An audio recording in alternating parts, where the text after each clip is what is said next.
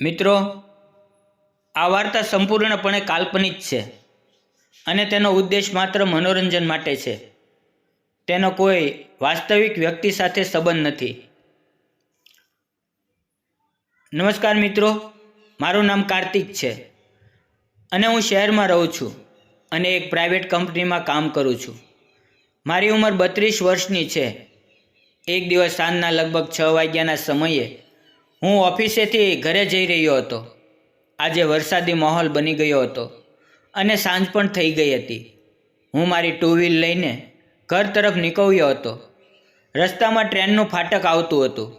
ત્યારે હું ત્યાં પહોંચ્યો અને થોડું આગળ ચાલ્યો ત્યારે મને કંઈક અજીબ નજરે આવ્યું. કોઈ વ્યક્તિ સીધા પેટ પર રેલવે પટ્ટી પર પડીને સૂતી હોય તેવું દેખાયું.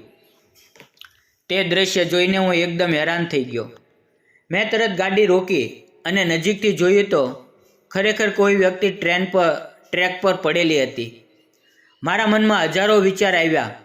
આ રાત્રિના સમયે કોણ અને કેમ પોતાનું જીવવાનું બંધ કરવાનું નક્કી કરે. ત્યારે મેં દૂરથી ટ્રેનની આવવાનો અવાજ સંભળાયો. ટ્રેન ઝડપથી આવી રહી હતી. મેં એક પળ પણ ગુમાવ્યું નહીં. ગાડી મૂકીને દોડી પડ્યો. હું તે વ્યક્તિની પાસે પહોંચ્યો. તેનો હાથ પકડીને ઝડપથી તેને બાજુ પર ખેંચી કાઢી. એ જ પળે ટ્રેન ઝડપથી પસાર થઈ ગઈ. જો હું થોડી સેકન્ડ મોડો પડ્યો હોત તો એ વ્યક્તિએ આખા જીવન માટે બધું છોડી દીધું હોત. મેં એને કસીને પકડી રાખ્યો હતો અને એ મોટી કડક અવાજમાં બોલી રહી હતી, મને છોડી ગયો, મને છોડો. એ અવાજ નારીનો હતો. મારું હૈયું એકસાથે ઊંચું થઈ ગયું. તે યુવતી પોતે આત્મહત્યા કરવાનો પ્રયાસ કરીને ટ્રેક પર પડેલી હતી. તેનો ગભરાયેલો અવાજ સાંભળીને હું વધુ ગભરાઈ ગયો. હું એને છોડી શકતો નહોતો કારણ કે તે ફરીથી ટ્રેક તરફ દોડવાની કોશિશ કરી રહી હતી. તેથી મેં એને પોતાની નજીક જ રોકી રાખી અને કોઈ રીતે તેને સમજાવીને મારી ટુ વ્હીલર પાસે લાવ્યો. ત્યાં એક લાઇટનો ખંભો હતો. તેની નીચે મેં એને બેસાડી. હવે મેં ધ્યાનથી તેની સામે જોયું. તે લગભગ 28-29 વર્ષની છોકરી હશે. તે ખૂબ જ સુંદર, પણ તેની આંખોમાં ડર, દુઃખ અને તીવ્ર પીડા દેખાતી હતી. તે કાપતી અને સતત રડી રહી હતી. એની હાલત જોઈને મારું હૃદય પીગળવા લાગ્યું.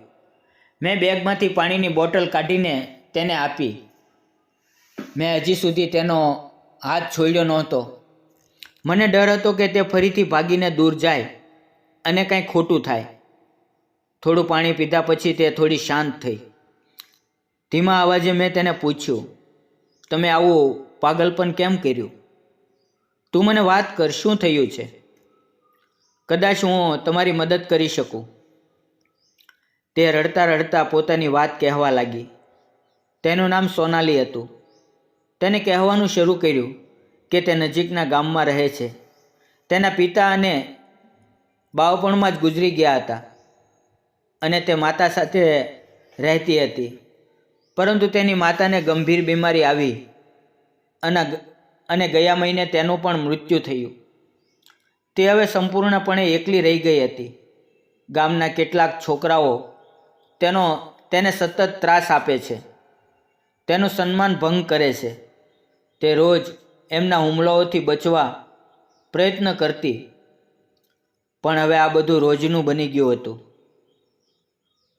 આજે સાંજે પણ બધા તેના ઘરે આવી ગયા અને તેથી ડરીને તે ઘરમાંથી ભાગી પડી અને નિરાશાના વર્તનમાં રેલવે ટ્રેક પર જઈને સૂઈ ગઈ અને આત્મહત્યા કરવાનું નક્કી કરી બેઠી.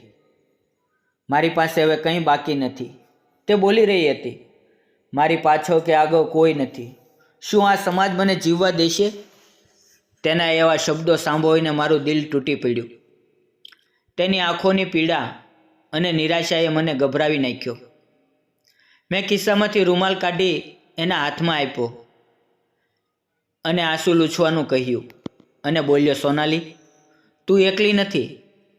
આજથી હું તારી સાથે છું. આજે પણ આ દુનિયામાં ઇન્સાનિયત જીવે છે. તું મારા ઘરે ચાલ, તું ડરીશ નહીં. મારા માતા પિતા ખૂબ સારા છે. હું તેના તરફ પ્રેમ અને વિશ્વાસથી જોઈ રહ્યો હતો. જીવન બચાવવું કાંઈ ઘડીકનું કામ નથી, એ આખા જીવનની જવાબદારી બની જાય છે.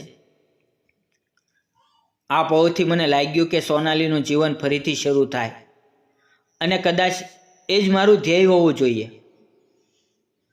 જ્યારે મેં તેને કહ્યું કે હું મારા માતા પિતા સાથે રહું છું, ત્યારે તેની આંખોમાં નાની આશાની ઝલક દેખાણી અને તેણે મારી ટુ વ્હીલરની પાછળ બેસવાનું સ્વીકાર્યું. પછી હું તેને લઈને મારા ઘરે આવ્યો. દરવાજાની બેલ વગાડી ત્યારે પિતાજીએ દરવાજો ખોલ્યો. તેમણે મને અને મારી સાથે આવેલી અજ્ઞાત યુવતીને જોઈને થોડીવાર આશ્ચર્ય વ્યક્ત કર્યું, પરંતુ આગળ કંઈ કહ્યું નહીં. હું તેને અંદર લાવ્યો. થોડી જ વારમાં મારી મા બહાર આવી અને તેમને પણ જોઈને તરત જ થોડું આશ્ચર્ય થયું. મેં એને સોફા પર બેસાડીને માએ એને એક ગ્લાસ પાણી આપ્યું અને સોનાલીએ શાંતિથી પીધું. પછી મારી માએ પૂછ્યું, આ કોણ છે? મેં રસ્તામાં જે બન્યું હતું તે બધું ધીરજથી સમજાવવાનું શરૂ કર્યું. આ સોનાલી છે. તે એકલી રહે છે. ગામના કેટલાક ગુંડાઓ તેના પર દબાણ અને બળજબરી કરવાની કોશિશો કરે છે. આજે તેઓ ફરી આવી ગયા અને બહુ ત્રાસ આપ્યો. અંતે તે ભાગીને ટ્રેક પર જઈને રોજ માટે પોતાના જીવનનો અંત કરવાનું નક્કી કરી બેઠી. ત્યારે અચાનક હું ત્યાં પહોંચ્યો અને તેની જાન બચાવી. ફરી વખત આવી વાત સાંભળીને સોનાલી ફૂટ ફૂટ રડવા લાગી. એની હાલત જોઈને માની આંખોમાં પણ આંસુ આવી ગયા. માએ તેના માથા પર પ્રેમથી હાથ રાખીને કહ્યું, દીકરી, રડીશ નહીં. અમે બધું સંભાળી લઈશું. તું જરા પણ ચિંતા ન કર. ભલે જિંદગી કેટલી મુશ્કેલ હોય, આત્મહત્યા તેનો ઉકેલ નથી. જીવો અને જીવવાનું માન રાખો. પિતાજીએ પણ નજીક આવીને એને હિંમત આપી અને ભરોસો આપ્યો કે અમારા ઘરમાં તે સુરક્ષિત છે અને અમે તેને દીકરીની જેમ પ્રેમ કરશું. મા પિતાએ એકસાથે કહ્યું, તું જ્યાં સુધી ઈચ્છા ત્યાં સુધી અહીંયા રહી શકા છો. આ ઘર હવે તારું છે. સોનાલીની આંખોમાં પ્રેમના આંસુ આવી ગયા. મારી મા પ્રેમથી બોલી, હવે તમે બંને હાથ મોઢું ધોઈ લ્યો અને જમી લ્યો. મેં તેને બાથરૂમ બતાવ્યું. તે ફ્રેશ થઈને અને પછી અમે બધા સાથે બેસીને ગરમા ગરમ ભોજન કર્યું. માએ બધા માટે ભાત શાક ગરમા ગરમ લઈને આવી. મેં જોયું કે સોનાલી સાવ ધીમે ધીમે ખાઈ રહી હતી અને ખૂબ શરમાતી હતી. એ જોઈને માએ હસીને કહ્યું, આ ઘર હવે તારું છે. અહીંનો દરેક સભ્ય તારો પોતાનો છે. જરા પણ શરમ રાખ્યા વગર પેટ ભરીને જમી લે અને તારે જે જોઈએ તે જાતે જ લઈ લેજે. માની વાત સાંભળીને તેના ચહેરા પર શાંતિ અને ખુશી નજરે આવી. ભોજન પૂરું થયા પછી ઘર મોટું અને વ્યવસ્થિત હોવાથી માએ તેને એક અલગ રૂમ આપી દીધો અને ત્યાં ખાટલો ઢાળી દીધો એટલે તે આરામથી સૂઈ શકે. પછી હું તેને સૂવાનું કહી મારા રૂમમાં જતો રહ્યો. તે પોતાના રૂમમાં ગઈ અને ઊંઘી ગઈ. બીજી સવારે તે વહેલા ઉઠીને મા સાથે ઘરના કામમાં મદદ કરતી દેખાય. તે માને રસોડામાં મદદ કરતી, કપડાં ધોવાનું કામ કરતી. તે વધારે બોલતી નહોતી, પરંતુ તેને કામ પ્રત્યેની સમજણ સાથે દેખાતી હતી. થોડા સમય પછી તે મારી માટે પૌવા બનાવીને લાવી. હવે મારે ઓફિસ જવાનો સમય થઈ ગયો હતો. મારું ટિફિન કાયમ માટે માએ પહેલેથી જ તૈયાર રાખ્યું હતું. હું તૈયાર થઈ ગયો, પણ મારો મોબાઈલ ઘરમાં જ રહી ગયો. થોડી જ વારમાં સોનાલી મારો ફોન દેવા માટે ગેટ ઉપર આવી. ત્યારે પ્રથમ વખત અમારી આંખો એક થઈ અને તે સમયે હું એનું રૂપ સારી રીતે જોઈ શક્યો. રાતના અંધારા હેઠળ જે અધૂરું દેખાતું હતું એ હવે ગોરો રંગ, પાતળું શરીર અને નરમ ચહેરો જેવી પરીબરીને સામે આવી. તેનું રૂપ મને બહુ ગમ્યું. હું ઓફિસ પહોંચ્યો પણ મન એકદમ શાંત નહોતું. તેનો ચહેરો સતત મારી આંખોમાં ફરતો હતો.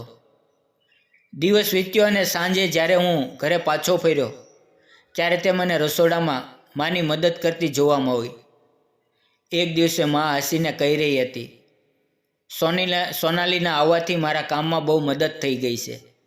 તે મને કશું પણ કરવા દેતી નથી. બધું તેના હાથથી જ થાય છે. આ વાત સાંભળી મારા મનમાં અનોખી શાંતિ અને ખુશીની લાગણી થઈ. તે મને વારંવાર કપડાં સૂકવતી, ભોજન બનાવતી, તેના નાના નાના કાર્યોથી તેની નિર્દોષતા દેખાતી, જે મને તેની તરફ ખેંચતી ગઈ. કેટલા દિવસો એ રીતે પસાર થયા અને દરેક પસાર થતા દિવસ સાથે સોનાલી મારા જીવનમાં ઊંડે ઊંડે ઉતરતી ગઈ. અમારા વચ્ચેની મિત્રતા સારી થઈ ગઈ અને હવે સોનાલી પણ છુપી રીતે મને જોયા કરતી હતી. અમે એકબીજા સાથે હસતા અને વાતો કરતા અને ધીરે ધીરે મારા દિલમાં એક ખાસ આકર્ષણ ઉભરાતું ગયું. એક દિવસ મારા માતા પિતા મોટી બહેનના ઘરે મુલાકાત માટે જવાનું થયું અને હું ઓફિસે ગયો. પરંતુ મન લાગતું નહોતું. હું સોનાલી વિશે જ વિચારતો રહ્યો. હું તેને પ્રેમનો સાચો ઇઝહાર કરવા ઈચ્છતો હતો. એની સામે ખુલ્લીને કહેવાનું ઈચ્છતો હતો, પણ રજા ન હોવાને કારણે ઓફિસે જવું પડ્યું. સોનાલી એ દિવસે ઘરમાં એકલી હતી. પછી હું બહાનું બનાવીને બીમાર હોવાનું કહીને ઓફિસમાંથી વહેલો ઘરે આવી ગયો. બેલ વગાડતાની સાથે સોનાલીએ દરવાજો ખોલી દીધો. બપોરના સમયે મને જોઈને તેના ચહેરા પર આશ્ચર્ય અને એક મધુર સ્મિત બંને પ્રગટ થયા. તેણે કહ્યું, તમે બપોરે શું આવ્યા? મેં હસીને જવાબ આપ્યો, આજે તબિયત થોડી બગડી ગઈ હતી એટલે આવી ગયો. હું અંદર આવીને સોફા પર બેઠો. તેણે મને પાણી આપ્યું અને મનમાં હું વિચારતો હતો કે આજે જ તેને મારી હિંમત બતાવીને કહીશ કે હું તેને કેટલાય સમયથી પ્રેમ કરું છું અને તને પામવા માંગુ છું. થોડીક વારમાં તે ચા લઈને આવી.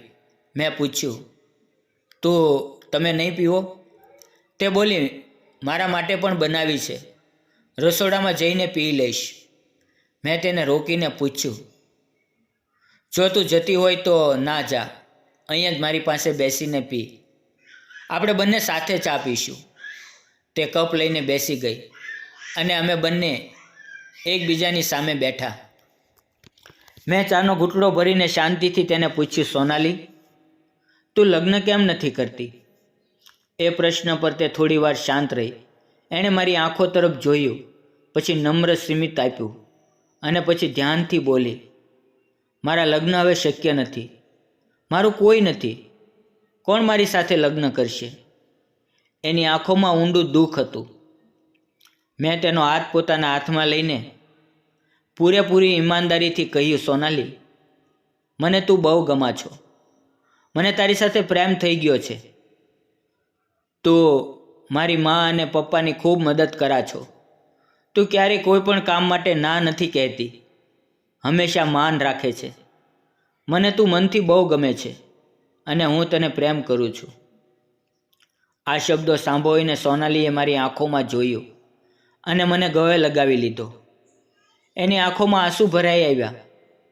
તે બોલી, તમારા મમ્મી પપ્પા ખૂબ સરસ છે. હું આ ઘરના સંબંધનો ભાગ નથી, છતાં તમે મને રાખી, મને સહારો આપ્યો, મારા જીવનમાં ફરી આશા લાવ્યા. હું તમારાથી હંમેશા આભારી રહીશ. તે થોડુંક વિચાર કરીને પૂછ્યું,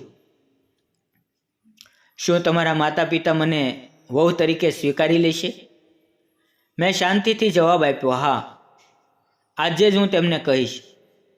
સાંજે અમે સાથે જ ભોજન કર્યું અને શાંતિથી સૂઈ ગયા.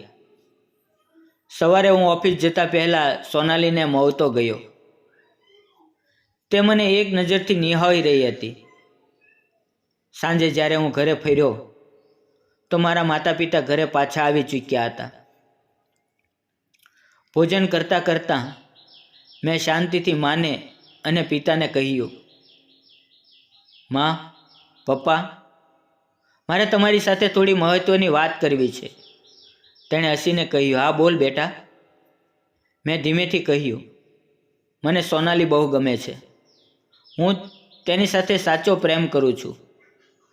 તે પણ મને દિલથી માન આપે છે, ઘરકામ કરે છે અને તમારી સેવા કરે છે. જો તમે એને વહુ તરીકે સ્વીકારશો તો હું તેની સાથે વિવાહ કરવા માંગુ છું. મારી વાત સાંભળી મા અને પપ્પા એકબીજા તરફ જોઈને સ્મિત કર્યું. મા બોલી, સોનાલી દ્વારા અમારા ઘરમાં લક્ષ્મી આવી છે. તેના આવવાથી અમારા ઘરમાં સુખ અને શાંતિ આવી છે. અમને તે વહુ તરીકે ખૂબ ગમે છે. આ સાંભળીને હું અને સોનાલી બંને આનંદથી ઝૂમ્યા. થોડા જ દિવસમાં અમારા વિવાહની તૈયારી થઈ અને લગ્ન નક્કી થઈ ગયા. લગ્નના દિવસે અમે ખૂબ ખુશ હતા. સોનાલીની આંખોમાં આનંદના આંસુ આવી રહ્યા હતા. લગ્ન પછી અમે માતા પિતાના આશીર્વાદ લીધા અને અમારા દેવી દેવતાઓના દર્શન કર્યા. હવે અમારા લગ્નને 2 વર્ષ થઈ ગયા છે અને અમારી પાસે એક લાડકી નાની દીકરી છે. અમારું જીવન ખુશી અને પ્રેમથી ભરેલું છે. અમે એકબીજા પર વિશ્વાસ રાખીએ છીએ અને એકબીજાની સાથે રહેવાનું અને સાથ આપવાનું જાણીએ છીએ. મિત્રો, મારી અને સોનાલીની આ પ્રેમ કથા તમને કેવી લાગી તે જણાવશો. આ ફક્ત એક લવ સ્ટોરી નથી.